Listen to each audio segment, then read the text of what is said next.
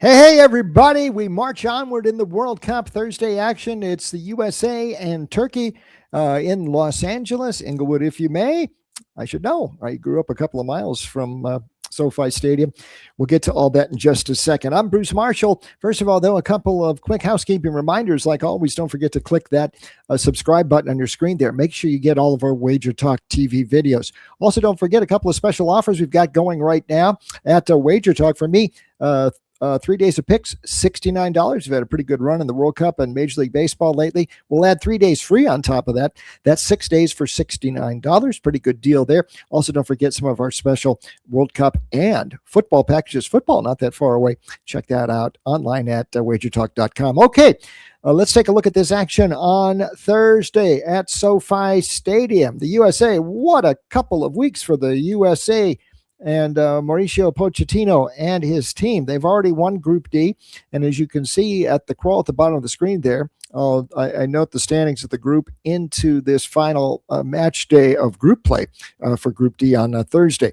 USA has already clinched first place in the group on 6 points. You can see the goal differential there as well through the first two matches, +5. Extremely impressive for the USA starting. Australia at the moment is in second place in the group on 3 points with Paraguay, but on goal difference ahead of Paraguay at the moment. Turkey, unbelievably, is eliminated from the group. 2 losses to Australia and Paraguay, sort of against the run of play, but that's just the way it's gone for Turkey. Very disappointing. And they're already out of the tournament, so they'll have this one more game, and then it's back to Istanbul for Turkey. So we will see what happens on Thursday night. Kickoff time at 10 p.m. Eastern, 7 p.m. Pacific in Inglewood. Some different dynamics in this game, but I think there's still some angles to look at here. What are we looking at here with the USA and what's been going on with the Americans? First of all, I'm going to come out and come clean here.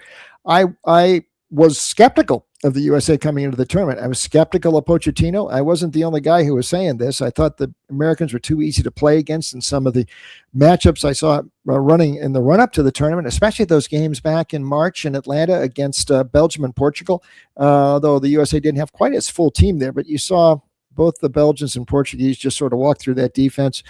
And there's some questions on the defensive side in the Senegal and Germany matches right in front of the World Cup as well. But I'll give Pochettino some credit because the Americans have come out and they've looked gangbusters in these first 2 matches against Paraguay and Australia. Now, again, before the tournament, I was saying I thought this is a lot different than the best performing USA side I remember at a World Cup, and that was back in 2002, Bruce Arena's side. A different sort of a style than this Pochettino team. They were very hard to play against. They could fall back into a low block, defensively rough to play through, and they would hit you on the counter. For Arena, I think the team he had, that's what he had to do, and they hit their absolute ceiling getting into the quarterfinals that year, where they bowed pretty honorably against Germany, but that was about as far as that side could go. Now that I look at it, I think Pochettino realized this team can't play that style. They've actually got some guys who can attack, and that's the progress of USA Soccer in the last 20 or so years. You're developing players who are now over in Europe who really have some skills and can excel on the big stages in the EPL, in Serie A, in Ligue 1, at the Eredivisie in Holland. So they've got more attack options here, and I think Pochettino correctly surmised we got to play on the front foot. Let's take advantage of the strengths of our guys. We can't sit back and play like Bruce Arena's team in 2002 did it. We've got to attack. We'll see where it goes. That's our best chance to make an impact in this tournament. So far, they have done exceptionally well. Now, I'm tapping the brakes, though, just a little bit because I think the matchups, first of all, Paraguay and Australia, the way those matchups unfolded really made USA maybe look a little bit better than it is, but it was all in USA's favor. And give Pochettino's team credit. They caused some of the problems for the other sides there as well. Big break getting 2 own goals to start scoring in each of those first 2 games. That doesn't happen that often at all. So that got USA off to a flying start. But again, their pressure had something to do with that. And it's this pressure that the press that Pochettino wants these guys to play extremely aggressive, pressing upfield. They're winning a lot of 50-50 balls, creating turnovers in the opposition zone, overloads, and they're catching other teams sort of flat-footed and in defensive adjustments that aren't working. And they've been able to score some goals. They've looked rampant in the first halves of each of these first two games. Again, I think they're playing some teams that generally weren't able to play from behind. They aren't that refined offensively, neither Paraguay nor Australia. The one thing those teams don't want to do is fall behind, and they really don't play that well in that regard. But give USA credit for putting those teams on their heels, putting them both to the sword. Second half, USA had a little bit of trouble seeing out both those first two games, but I think what we'll see from Pochettino is the same sort of approach against Turkey on Thursday. Now, it's going to be a little bit different, though, because I don't expect to see the full USA lineup in the game. It would figure the Pochettino is going to rest some of the guys on a yellow card. He doesn't want to get them a second yellow card, which would disqualify them from the top of the round of 32, the knockout phase. So the key guys sitting on a yellow, that would mean Folarin Balogun. That would mean Tyler Adams. That would mean Chris Richards. That would mean Anthony Robinson. I don't expect to see any of those guys on the pitch on Thursday. Very surprised if any of them played. Same thing with Christian Pulisic. Different reason for him, recovering from that calf strain. He's supposed to be good to go, but Pulisic even says, I don't think I could play 90 minutes, maybe part of the game. So maybe Poch brings him on as a sub later in the game, but I wouldn't be surprised if Pulisic didn't feature again until we get to the top of the KO phase. We will see.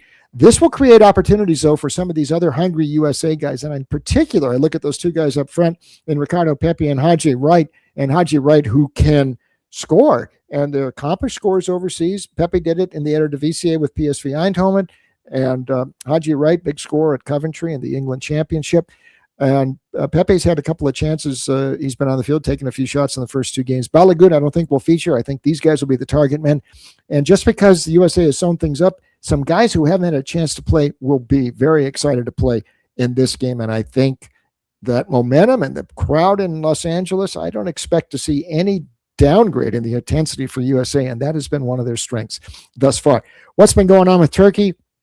Wow, as exciting and as pleasant surprise as USA has been, Turkey has been that much of a disappointment. And a lot of us, me included, thought Turkey had a chance to win this group, a legit dark horse in this tournament. A lot of that based upon what we saw 2 years ago at the Euros in 2024 in Germany. They got all the way to the quarterfinals. A lot of exciting young talent there. And Yildiz from Juventus, Arda Güler from Real Madrid. But they haven't scored a goal yet in the first two games, and they've taken 62 shots. Not all of those on target. You would figure, I mean, what's been going on here? This has been absurd what's been happening. They have fallen behind, though, in the first two matches, and they've been sort of allowed to dominate possession by both Australia and Paraguay. But the shot selection, that's 62 shots, and not all those are on target, and a lot of them are from long range, too. If you look at the XG, expected goals, over 40 of those shots, it's a 0.05 XG. I mean, it's just like a NBA team way behind shooting a bunch of three-pointers from deep, and they're not going in. Low percentage shots, and that's why they haven't scored yet. It would be hard to figure they're going to go all the way through without scoring a goal, but that's been Vincenzo Montella's problem, and they've been very disappointing. I'm not even sure that he won't do some things with his lineup, too, now that Turkey is out. But if those guys do play, and I expect they will, I think they'll at least get a goal here from Turkey.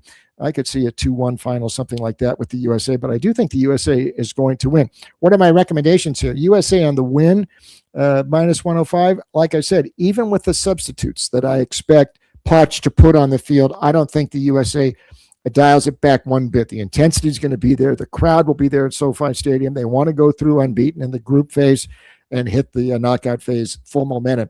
I don't see anything slowing them down, even if some of these key guys sit. And this is going to open up a chance for those guys, like I said, like Pepe, maybe Haji, right, to do some scoring. So USA minus 105. I think we'll probably get over 2.5 goals, too. We're going to have to lay a little bit more of a price, minus 140 or so.